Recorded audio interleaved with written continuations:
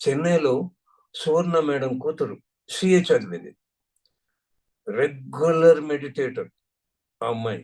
ఇప్పటికీ CA job చేస్తున్నా ధ్యానం మొదలలేదు. ఆ ఫ్యామిలీనే మెడిటేషన్ ఫ్యామిలీ, అంకితం అయిపోయిన ఫ్యామిలీ ధ్యానానికి.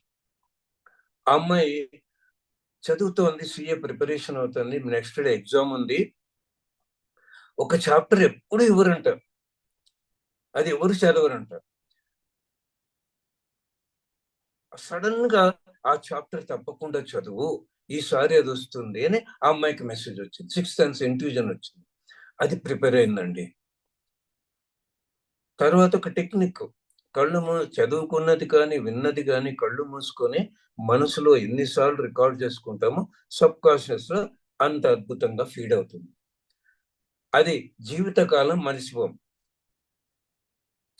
చదివినది కానీ క్లాసులో విన్నది కానీ కళ్ళు మూసుకోవాలి, దాన్ని గుర్తు చేసుకోవాలి. ఎన్నిసార్లు మనం రీకాల్ చేసుకుంటామో ఈ సబ్ కాన్షియస్ రికార్డ్ అయి ఉంటుంది. కళ్ళు మూసుకుంటే గుర్తొస్తున్నది. డిగ్రీలో చదివిన ఒక చాప్టర్ ఇచ్చారు అమ్మాయికి, ఎగ్జామినేషన్ హాల్ టెక్నిక్ ఉపయోగించి కళ్ళు మూసుకుంది. ఎందుకో చిన్నప్పటి నుంచి ధ్యానం చేసింది, డిగ్రీది కూడా సబ్ కాన్షియస్ లో ఉంది. గమనించండి, ఎవరన్నా టెలిఫోన్ ఏదో సడన్ గా అడ్రస్ అడిగితే మనం ఏం చేస్తాం, కళ్ళు మూసుకొని వేలు ఇక్కడ పెట్టుకుంటాం. ఇది న్యాచురల్ గా జరుగుతుంది. అంటే ఏం చెప్తోంది, దేహం మనసు ఈ ఆత్మ కళ్ళు మూసుకో గుర్తొస్తుంది అని. ఇది టెక్నిక్, అది ఉపయోగించింది అమ్మాయి.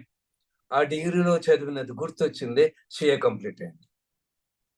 చూసినారా శక్తి యొక్క ప్రభావము, అది ఎంత గొప్పదో. ఆ మనసును ఆపేయడానికి శక్తి కావాలి,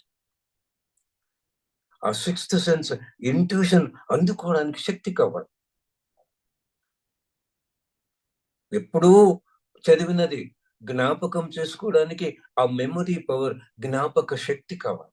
అన్ని శక్తులు ఇవన్నీ కూడా ధ్యానం చేస్తే అన్ని శక్తుల్ని మనం పెంచుకొని అద్భుతంగా ఉపయోగించుకోవడం జరుగుతుంది.